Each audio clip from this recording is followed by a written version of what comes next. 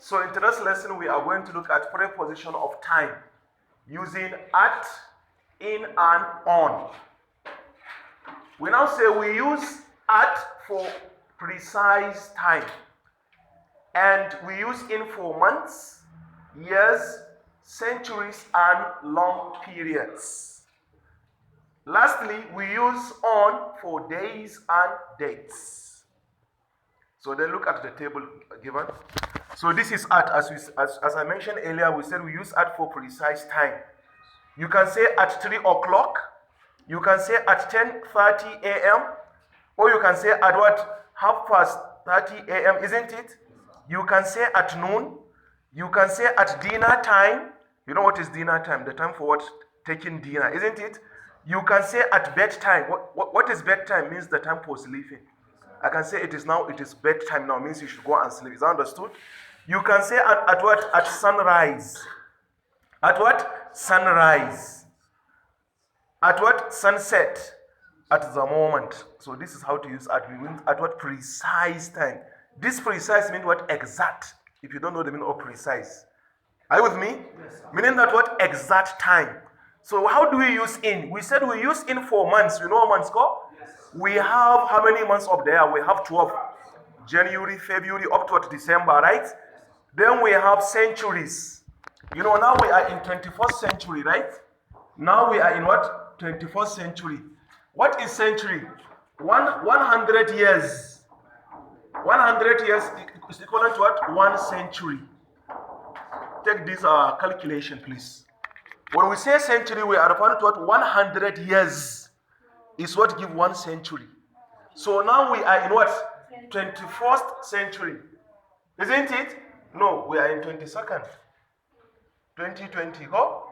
2022, we are in 22nd, not 21st.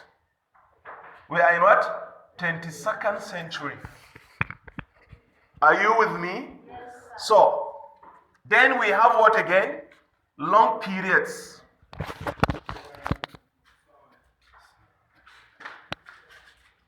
Then we have what? Long periods. So the next we say we use on for days. How many days of the week do we have? We have 7. Sunday, Saturday, okay, Sunday, Monday, Tuesday, up to what? Saturday, isn't it? And we have dates. Dates like what is, we are in 15th January today, isn't it? So this is how to use what? On. So we can say in May, this May is month of the year, right? You can say in January, in February, isn't it? In December. Don't say at, no. We said we use in for, we use what? In for months, years, isn't it? Centuries. We can say in what? In summer. In what? Summer. Don't say summer. This is not summer. It's what? Summer. Or in the summer. You can say in 1990. This is years, go? You can say in what? In the 90s. In the 1990s. In the what? 1990s. This is S, it's not 5, isn't it? You can say in the next century. In the next what? Century. You can say in the ice age. You can say in the what? Past or future. This is what long periods, isn't it? In the past or future. The next we have what? On. As I said earlier, we use on for what? Days and dates. You can say on Sunday. This Sunday is what day, isn't it? You can say on Tuesdays, meaning you are showing what your habitual action that you do on that what? Tuesdays, isn't it? You can say on 6th March. This is dates. On 6th March. You are using dates here, isn't it? You can say what? On 25th December 2010. You can say on Christmas Day. This one is also dates, isn't it? You can say on Independence Day. You can say on New Year's Eve. It's still dates, isn't it? You can say on my birthday. It's also what? Dates. Are you with me? So let's look at the example given in the handout. So look at these examples. Number 1, I have a meeting at 9 o'clock a.m. I have a what? I have a meeting at 9 a.m. We see we use what? At. Do we say in or on? No. So we said what? I have a meeting at 9 a.m. Meaning not 9 p.m. Isn't it? You know when we say a.m. means what? Who can tell me the meaning of this a.m. under time of the clock? In the morning, what does that mean?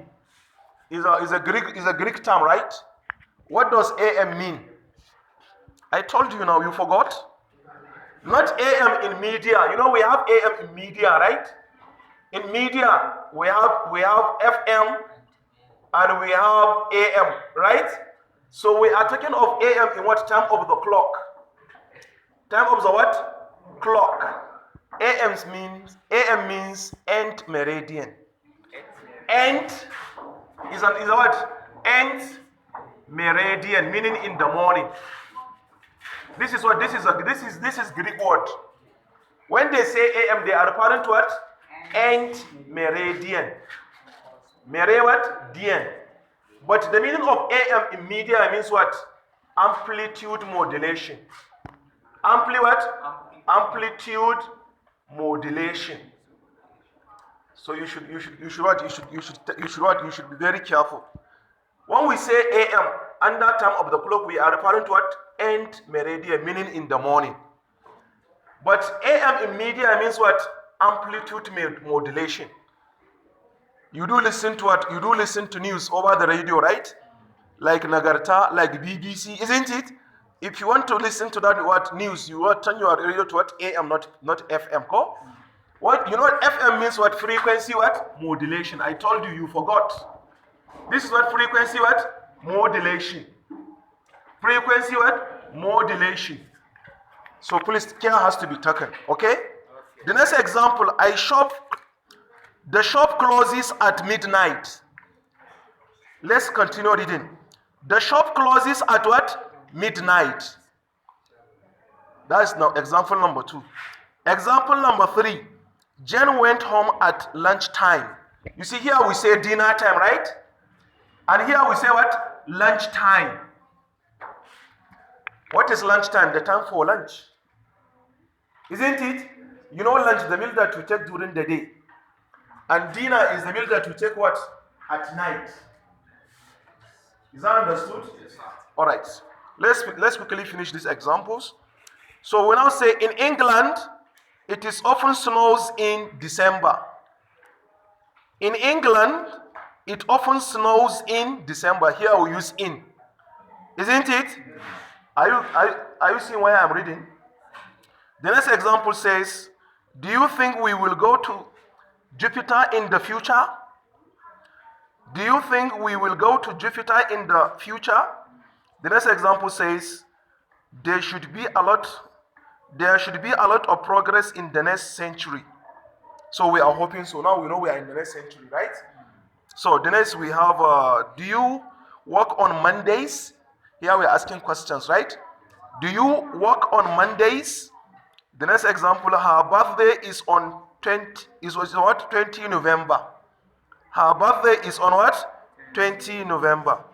The last example, we now say we will, where will you be on New Year's Day?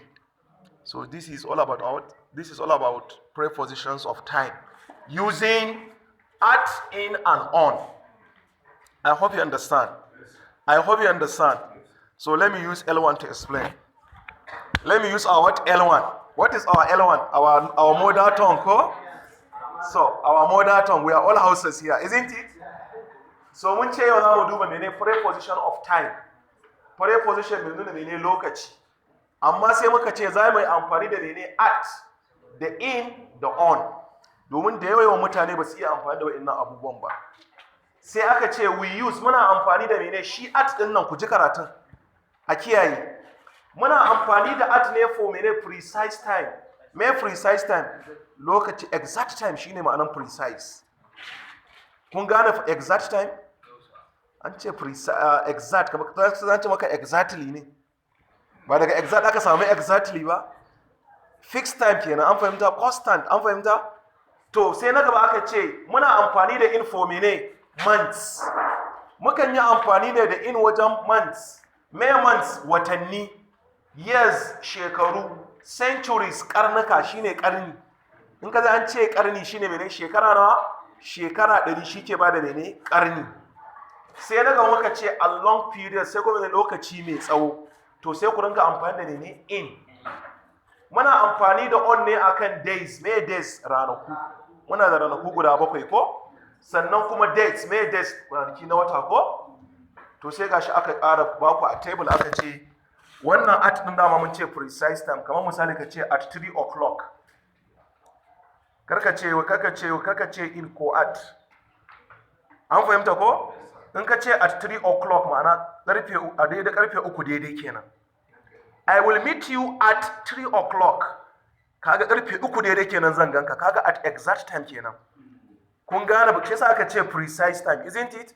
Sai na gaba aka ce at 10:30 a.m. karfe 10:30 na safe. Kila za a ce to the wedding is at 10:30 a.m. ana dauran auren. The wedding is what? At 10:30 a.m. ana dauran auren karfe 10:30 ne na safe. Ai shine wannan a.m. din nazo na zana muku ita anan. Da zina ta bayani ne amma na san ku fahimta ko? Me ma'anar a.m. ma'ana shine end meridian. Ma'ana kalmar is an acronym ko? Idan suka ce end meridian a can Greek suna nufin mene in the morning. Shine ma'anar shi end meridian a turanci shine mene in the morning. Sai na ce a kuma media, me media a hanyar kafan sadarwa. Akwai AM radio ko? Akwai AM ai. Irin su nagarta su KSMC da kuke kama, ai ta AM kuke kama su ko? Haka ne? Ko ba ku jin radio ne? Khadija ana jin radio? Ba ki jin radio? Mu muna ji. So shine me ma'anar AM amplitude modulation. Haka ne ko? So dama ne bayanin me century shine na ce shekara 100 shike ba da karni daya. 100 years make 1 century. An fahimci bayan nan da nayi ko? To sai muka ce at noon. Yaushe ne at noon da rana? At noon da an ce amma ku ji da zaran mun ce noon muna nufin daidai karfe 12 kenan. Ku ji karatun nan. Dikin ji an ce miki at noon ana nufin mene karfe 12 daidai. Ai shi yasa ma 12 na wucewa 12 na za fara cewa good afternoon ko? Good what? Afternoon. So aka ce at noon shine mene misalin karfe 12. Yanzu zan ce za mu haɗu zuwa 12 sai in ce we shall meet at noon. Okay, the next is what? We said at dinner time. Yaushe ne dinner time? Lokacin cin abincin dare mana. Me dinner ba abincin dare ba? To sai aka ce at mene dinner time. We shall discuss about the matter at dinner time. Kaji ko? Za mu magana akan al'amarin a lokacin cin abincin dare. Kila lai sai family, kun san family aka haɗa ci abinci ko? To wani issue ne kila ya taso aka ce ba za a tattauna shi ba sai lokacin da ake cin abincin dare. To sai nan kuma na ƙara kawo wani misali na karanta at lunch time. Me lunch time? Lokacin cin abincin rana. To sai na gaba mene at bed time. Yaushe ne bed time? Lokacin bacci kenan. Kaga ce it is sleeping time. Da matsala ko? So sai a ce mene at what? At bed time. Lokacin bacci kenan. An gane. So sai na gaba at sunrise. Yaushe ne sunrise? Lokacin da rana ta fito ta fudo ko? Lokacin da gari ya fara haske kenan. Kun gane lokacin da rana take hudowa. Tun yaushe rana ta hudo. Tun wajen karfe nawa rana take hudowa yanzu? 6 da wani abu ne ko? To shine mene sunrise. Sai kuma mene sunset, lokacin da rana take faɗi. Za ka ga mostly sallar magriba ana shi ne after sunset ko? Bayan rana ta faɗi. An fahimta? So da aka ce at the moment a daidai lokacin ko a daidai lokacin kenan ko? At the moment I was teaching she called me. Ka ji karatun. A daidai lokacin da nake karantarwa ta kira ni. An fahimta? So kun ga yanzu an baka an fassara ko? So kowa ya je iya amfani da wannan at din, amma kar ku manta mun ce a wajen preposition of time ko? Za mu zo preposition of place yana na handout din. Yanzu muna magana akan preposition of menene time. Sai muka ce muna amfani da in ne akan menene months, me months watanni. Ina magana ana ta rubutu. Ina gama I will not answer your questions. Don sai a daren wanda ya fita ba na bashi maka. Muna amfani da in a wajen mene watanni ko kuma years shekaru, centuries karnuka. Ai na bayani ma ai ko? Kawai a ci gaba da tafiya in May, ma'ana a watan Mayu ko? Shine May da Hausa ko? Mayu. in sama mu ba mu san wayannan seasons din ba sai wanda suke zauna irin kasashen waje din nan. Akwai lokacin da snow yake soka. Kun san snow wannan dusan kankara din. To shine ake ce mishi winter. To lokacin da bai soka ba lokacin ana dan zafi shine mene sama. Lokacin zafi ma yana soka. Ka gane su a lokacin sanyi in ka je irin wajaje irin su Antarctica places irin su Russia da wasu wajaje za ka ga cewa mene ka ga su dusan kankara tana sauka. Mutanen da mu ba mu sai irin wannan ba mu sai irin rayuwar nan ba sai dai ka kalla a film kawai ko ba haka ba ko kuma a baka labari to a lokacin da wannan kankaran ba ta soka lokacin ana zafi kamar yadda kake faɗi a can wajen to shine mene sama. In kuma ka ji an ce winter to lokacin da take sauka kenan. Kun gane?